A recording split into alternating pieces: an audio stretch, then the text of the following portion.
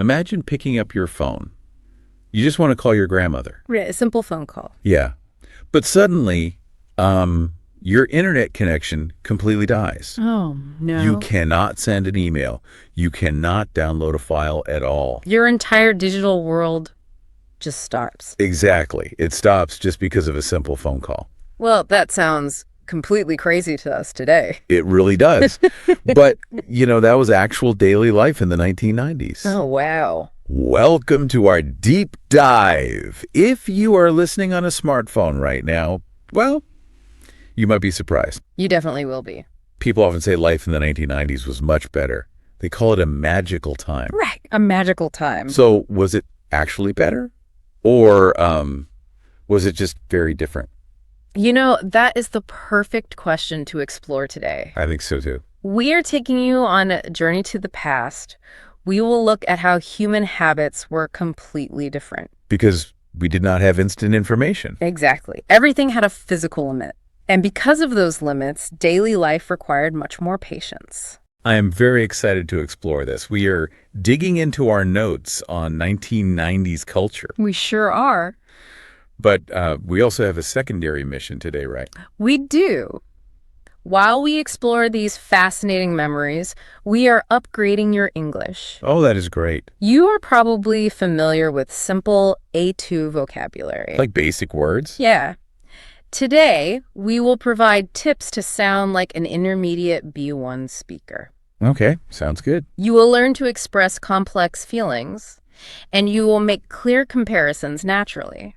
So this deep dive is basically a time machine. I love that. We get to study history and English at the exact same time. That's a great way to describe it. We will learn history and language together. Awesome. So, are you ready to step into the time machine? I am absolutely ready. Let us start with the most basic part of daily life. Okay, let us do it. How did people communicate without smartphones? Well, to understand the 90s, you must look at communication. Right. Today, you carry a tiny computer in your pocket everywhere. You are always connected to everyone. Yeah, I text people all day. But in the 1990s, that freedom did not exist. So how did you contact a friend then? Did you send a text message from a computer? No, text messaging was not common yet. Oh, really? Yeah, you had to use a house phone. This was a heavy plastic phone, and it was sitting inside the house. Was it wireless? Could you walk around the house with it? Usually, no. It had a long, curly plastic wire.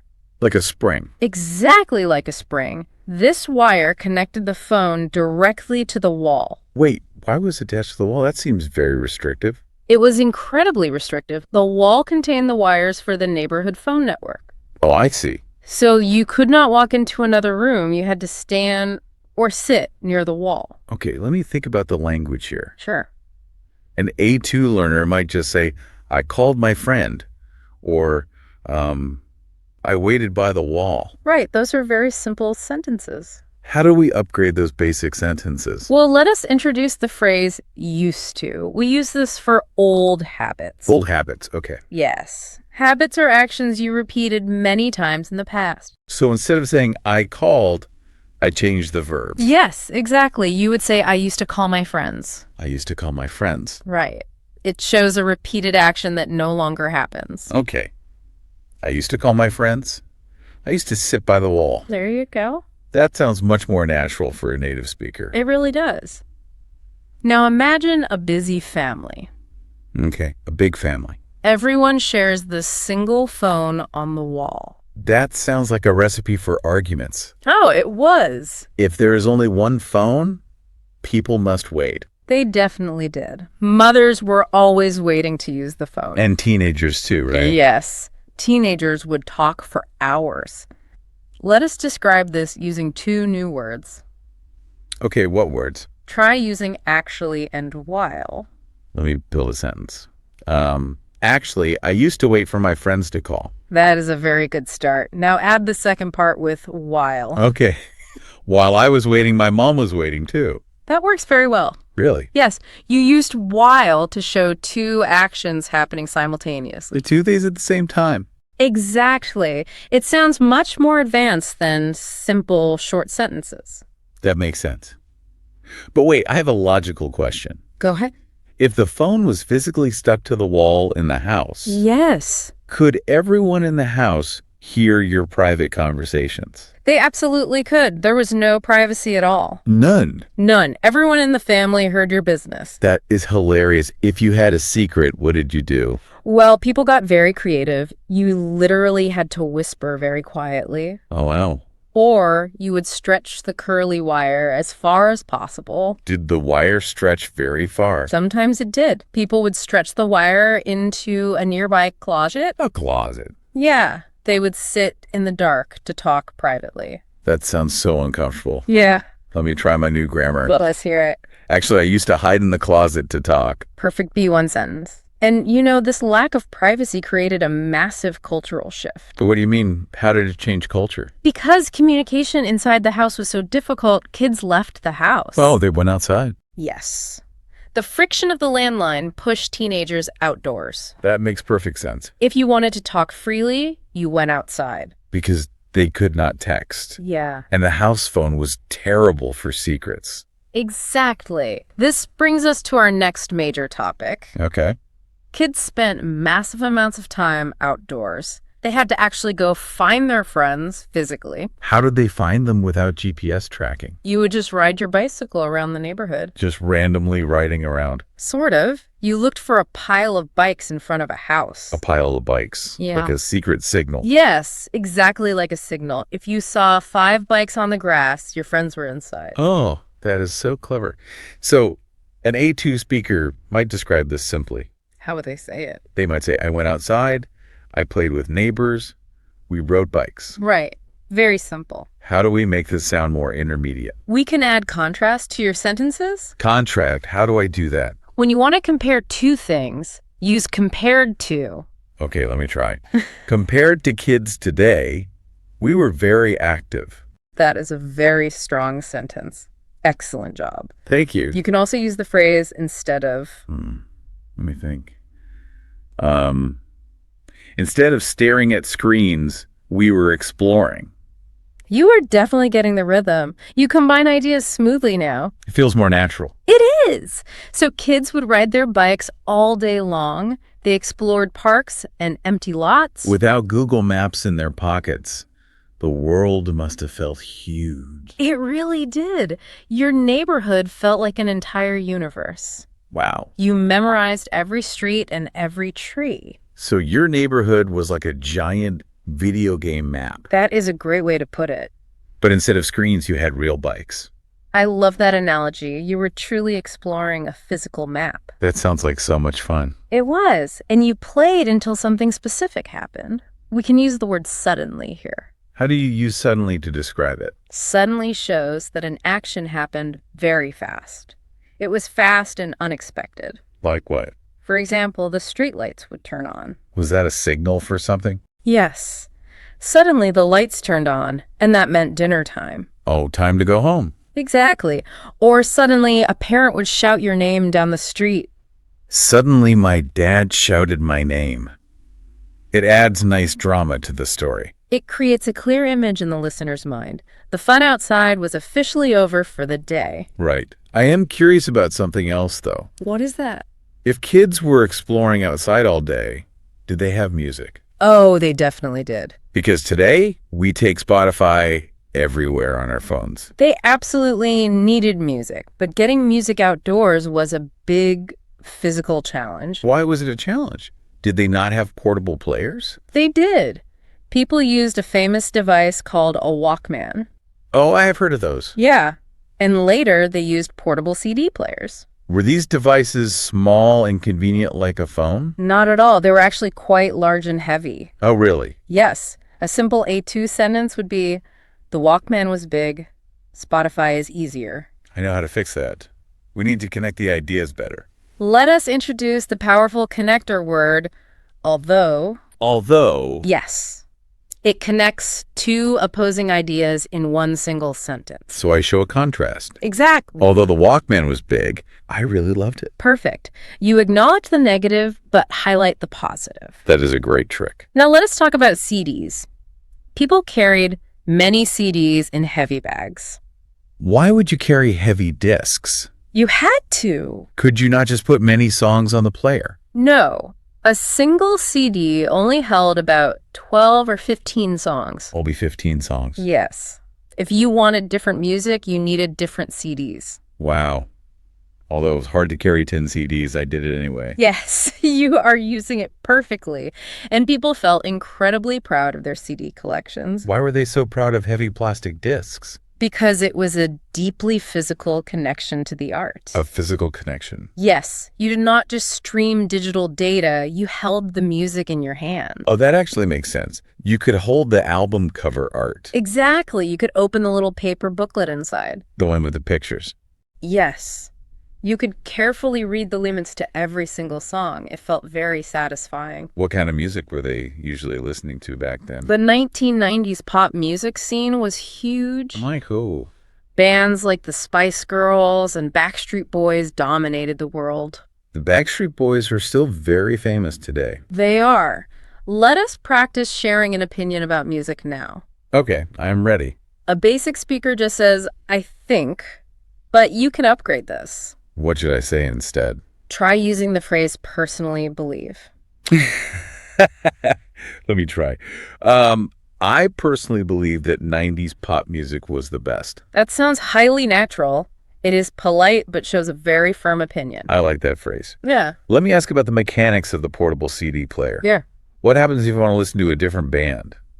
Did you have to stop your bike and change the CD? You did. If you were riding your bike, it was a huge problem. You could not just tap a screen. Did you have to completely stop your bicycle? Yes, you absolutely had to stop. Changing a CD while moving was dangerous. So you stopped the bike.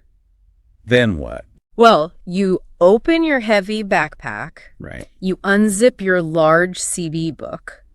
You carefully remove the current disc. You cannot just drop it, right? It might scratch. Exactly. A scratch would ruin the music forever, so you carefully put it away. That is a lot of steps. Then you take out the new CD and insert it. That sounds like a very annoying process. It was. And if you rode over a bump, the music physically skipped. Skipped, like the song would jump forward. Yes. The physical laser inside the player would shake. The music would cut out for a second. Oh, no. Let me try a sentence. Although the music skipped on bumps, I personally believe it was fun. You are combining all our grammar tips perfectly. Thank you. It was frustrating, but people loved their music deeply. If they love music so much, did they download it at home? I know the internet existed in the late 90s. The early internet did exist, but Yeah. it was not built for streaming music at all. Was it just like our internet, but a little slower? No, it was a completely different technology. We call it dial-up internet. Yes. And it made a very loud screeching sound. Wait, why would the internet make a loud noise? Well, remember the phone line we talked about earlier? The wire in the wall? Yes, the one mothers used to call their friends. Exactly. The computer used that exact same wire to connect to the internet. Wait, use a telephone wire. How did that work? The computer actually called a phone number to reach the server. So the noise was the computer literally talking on the phone. Exactly. It converted digital data into audio sounds. That is wild. It sounded like loud scratching and beeping. That is fascinating. So an A2 speaker might say, the internet was slow, I was annoyed. Yes, but that lacks deep emotion. B1 speakers explain complex feelings clearly. How do we do that? We should use words like especially and frustrating. How do those words change the sentence? They make your feelings much clearer to the listener. Try building a sentence with them. Okay, it was especially frustrating when the internet was slow. That is excellent, and it was unbelievably slow. It took 5 minutes just to load one single photograph. 5 entire minutes for one picture. You must be joking. I am completely serious. You could watch the picture load line by line. Wow. If a picture took 5 minutes, what about downloading a song? Downloading a single song took the entire night. The whole night. Yes. You had to leave the computer running while you slept? That requires so much patience. Did it always work perfectly? Not at all. It failed constantly. And the biggest disaster involves that phone wire we discussed. Oh no. Did the phone wire cause problems for the computer? Remember, they shared the exact same physical line, Right. If the computer was online, the phone line was busy. So nobody could call your house. Correct. But worse, someone inside the house might try to make a call. Let me guess. If someone picked up the phone, what happened? The analog voice interrupted the digital signal. The internet connection died instantly. Wow. Making a simple phone call completely killed the internet. Yes. Your song could be 99% downloaded. Oh, I see where this is going. Then your mom picks up the phone in the kitchen. And the download stops. Do you lose all your progress? You lose everything. You have to start the download from the very beginning. Wait, making a phone call killed the internet? That sounds like a terrible design. It was incredibly frustrating. Let us practice our B1 emotion words with this tragic scenario. Okay, let me try. It was especially frustrating when my mom picked up the phone. That captures the feeling perfectly. You were expressing deep disappointment very naturally. Let me try using the word fascinating as well. Fascinating is a wonderful feeling word. It means something is extremely interesting to learn about. The history of dial-up internet is completely fascinating to me. You are doing a fantastic job. Using descriptive words prevents you from sounding robotic. I am really enjoying this discussion. We have learned so much about the limitations of the past. The limits forced people to act differently. The heavy landlines forced kids outside. And playing outside forced them to carry heavy CD players. Exactly. Every piece of old technology changed human behavior. It is a brilliant way to view history. Before we finish our coffee chat, let us review our journey. Good idea. We explored many wonderful memories today. Let us summarize the key takeaways for you listening at home. We explored the heavy landline phones attached to the wall. We talked about riding bikes until the streetlight suddenly turned on. We discussed carrying large binders of CDs and reading the lyrics. And we learned about the incredibly slow, noisy dial-up internet. Most importantly, we learned how to upgrade your English grammar today. So what is your best final advice for my language learning? My advice is to stop using simple, disconnected sentences. Okay. Use strong connectors to build a bridge between your ideas. Words like while and although, right? Yes. While my mom was talking, I was waiting, or although it was heavy, I loved my Walkman. I will definitely practice connecting my ideas more smoothly. Also, make clear comparisons. Use compared to or instead of. It gives the listener great context. Instead of texting, we rode our bikes to see friends. Exactly. And finally, share your genuine opinions using emotional words. Because I should not just say things were good or bad. Right. I should say things are fascinating or frustrating. Yes. That is what separates a beginner from an intermediate speaker. It brings your storytelling completely to life. I personally believe this deep dive was very helpful. I want to thank you, the listener, for joining us today. It was a true pleasure to guide you through the 1990s. Thank you for the history lesson and the grammar tips. Exploring the past really helps us understand the present better. Before you go, we want to leave you with one final thought. What is that? Think carefully about a daily habit you used to have. An old habit from childhood. Yes. Think about an old habit. How would you describe it today using your new B1 vocabulary? Oh, that is a great idea. Try writing it down using although or especially. That is a wonderful homework assignment. Keep practicing your connectors and expressing your feelings. Stay curious and keep learning English every single day.